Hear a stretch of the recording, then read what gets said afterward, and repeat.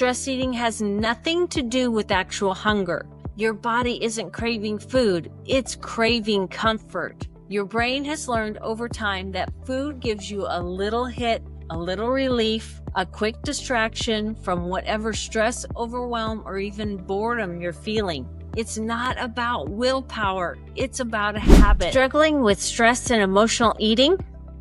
Every time life gets overwhelming, do you find yourself reaching for a snack, even when you're not hungry? Stick with me for the next few minutes and I'll show you exactly how to break the cycle of stress eating so you can finally start seeing real weight loss results. And if you comment the word pause below, I'll send you the exact technique I teach my clients to stop stress eating in its tracks. For those of you that haven't met me, I'm TJ and I'm a successful weight loss loser myself. I lost over 100 pounds years ago and have successfully kept it off. And now I help hundreds of men and women do the same. So let's talk about stress eating and why is it happening and how to stop it. I want to share a little of my journey to show you that you could be doing this and not even be aware of it. I was overweight most of my life and I didn't get to a healthy weight until I was 35 years old. But in my mind, I only ate out of hunger. If you would have asked me, I would have said, I'm just hungry all the time. That's why I eat. Even though I was over 100 pounds overweight, I did not see my stress and emotions as part of my weight loss answers. But what happened was, as I became structured and satisfied in my nutrition using the program I now coach, I faced a tremendous tragedy. I received the dreaded call that a relative was in the hospital and not expected to live. I rushed to be by their side and I noticed something in that room.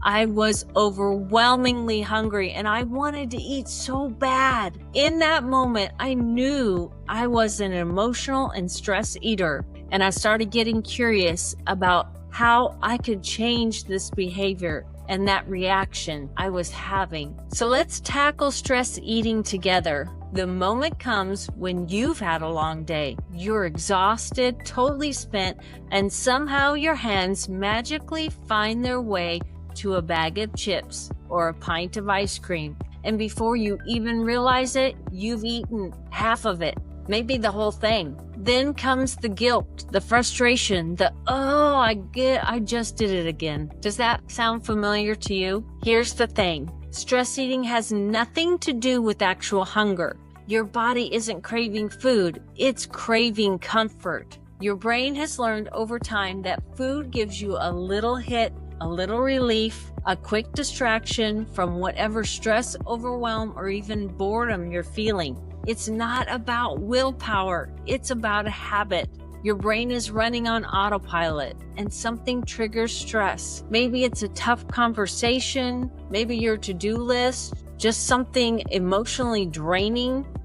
And before you know it, you're in the kitchen eating something, not because you're hungry, but because it's what you've always done. So here's the good news. You can break the cycle. It all starts with something super simple, the pause technique. Here's how it works. Next time you find yourself reaching for food, pause. Literally pause. Take a deep breath and ask yourself, am I actually hungry? Or am I feeling stressed or bored or emotional? If you're truly hungry, then great. Grab a balanced snack. Have a meal. Fuel your body. But if it's not hunger, if you realize, wow, I'm just eating because I'm overwhelmed, then this is your chance to choose a different coping strategy. Instead of grabbing food, try something that actually helps you process the stress. Take a 5-minute walk. Journal about what's bothering you. Call a friend. Even just sit with your feelings for a moment and recognize them. Here's the truth. Food is not the problem. The habit is. And when you break that habit, everything changes. And if you want my exact step-by-step technique to stop the stress eating for good, just drop the word pause below in the comments and I'll send it straight over to you.